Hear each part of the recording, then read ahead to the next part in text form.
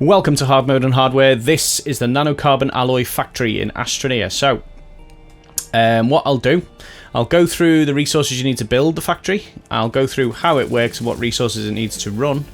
And I will go through how it's set up and how it works step by step. But also stick around to the end because I'll show you what power it needs and I'll show you a few extra bits that I've added on to make it even more automated in this basic form. So, resources first, so I'll put these on screen, but don't worry, they'll be in the description as well below. So the resources you're going to need to actually build the factory are 50 resin, 16 graphite, 16 aluminium, 5 ceramic, 5 tungsten, 7 glass, 3 compound, 2 plastic, and 2 iron.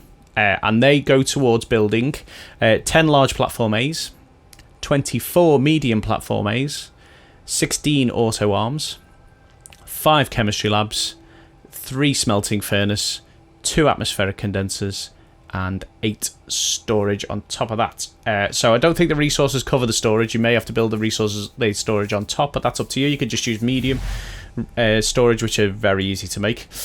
So I think the best thing to do, if we go through it step by step, you'll see what resources it needs and what resources it creates.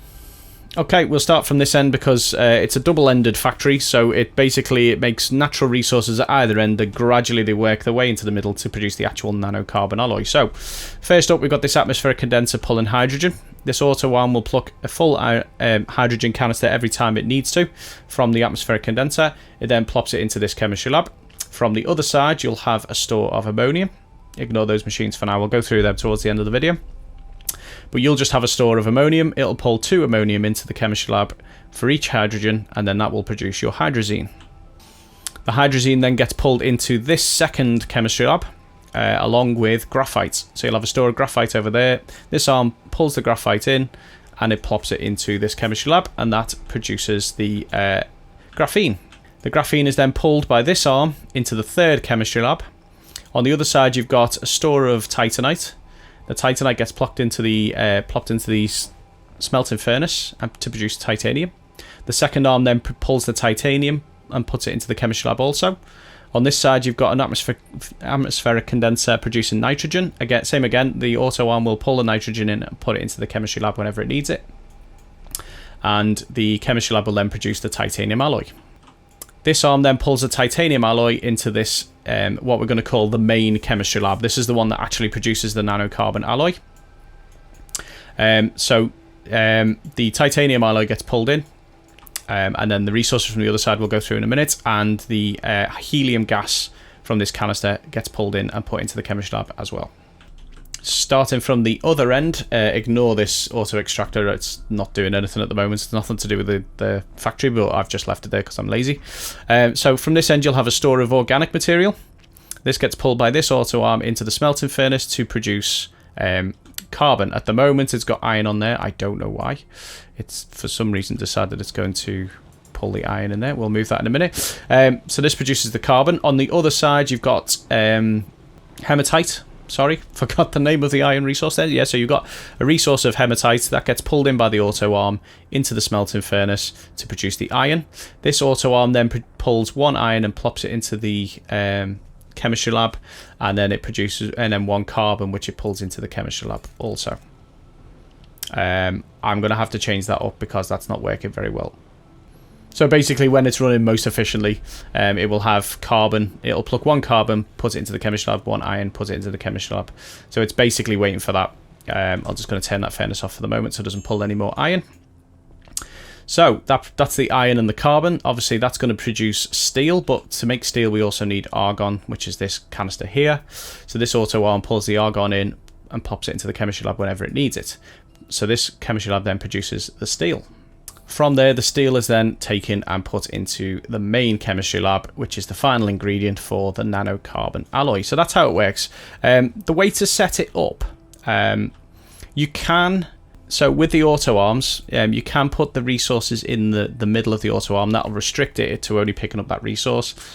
It's not strictly necessary, but I've done it to avoid any issues. Obviously, this arm over there, I'm going to have to possibly make more efficient further down the line, but for the moment it's sort of working. So that's the auto arms. So basically you want to set the auto arms up so the green side is on the resource you want to pick up, the blue side is on the resource, is the area where you want to put it down. So in this instance, yep, that's right. Sorry, I was looking at the wrong colour. So that arm over there will pull the steel from the left-hand side, where the green is, and put it into the main chemistry lab on the right-hand side. For the chemistry labs themselves, what you need to do, if you examine them, you find the resource that you need to set it up with, you tick this sort of recycle-looking icon, which is just a continuous production button on the resource you want, and then you flip the green switch. And even if there's no resources in it, it will keep that ready so that when the resources are available, it'll produce them. And then that's how it basically works. So they're all the resources you need, and I'll list those in the description as well, so you know which which base resources you're going to need. It will take a little bit of planet hopping because some of the gases only come from other planets, but that's just the way it is. I'm going to go around the other side and turn this on now so you can see it producing the nanocarbon alloy. Okay, so there you go. It's just pulled the nanocarbon alloy off and put it into this storage here, which is going to be the master storage for the nanocarbon alloy. As you can see, the arms are working where they're needed. Some of them are currently in a state of waiting for the next one to clear, which is fine. It'll sit and wait and do that. I think I've sorted this out to work for the time being. It's currently pulling 1 carbon, 1 iron when it needs to, which is good. As long as there's a carbon and an iron waiting, that'll be fine. We can put some... so if we put some iron onto here, it should pull those as well. So even though it can't smelt iron any further, what it should hopefully do is pull those iron blocks when it's needed. Hopefully not destroying the order. But as you can see, this is now producing nanocarbon alloy at quite a swift rate. So what I'm going to be able to do is produce RTGs to take to every planet, leave atmospheric condensers running on every planet. That's the whole point of this factory, is to produce nanocarbon alloy with a minimum of input, because if you do it yourself, it takes ages, as I'm sure you can imagine. So that's the base factory. So I've added a couple of extra bits to it just to automate some of the process. It's probably best if I take you to this end. So where the resources are necessary that can be pulled from soil, I've produced these little sort of mini factories. So these require 2 large platforms, 3 medium platforms, 1 medium storage, 1 medium fluid and soil canister, and a soil centrifuge. And what you do is you have the dual arm set up, one to pull the full canisters from the medium storage to put them into the soil centrifuge, and another one to take the empty canisters back, and it will just continuously fill up the soil, and then all you need to do is fill up this medium fluid and soil canister every now and then, pop it on the end of the large platform, and it will start filling up and creating an automatic resource. In this case, the organic, because we need plenty of organic, but this will produce quite a lot of organic for carbon. So that's, as you can see, that's running automatically on organic. So I'll just turn these arms on now that I show you. So it will automatically fill up the canisters, which fill up the soil centrifuge, which then creates organic, and this arm will pull the organic, put it into the storage, and then it can be fed through. I've got one of these set up for the organic material, which is this one. I've got one set up for graphite further down, and also for the ammonium, because those 3 resources are easily producible by soil, but obviously it's a lot easier if you just don't have to stand there and wait for it to produce all of these natural resources. So yeah, I've added these on, so they will take more resources. I'll pop the resources needed to create one of these factories in the description as well, so if you want to add this automation into your factory, you can do.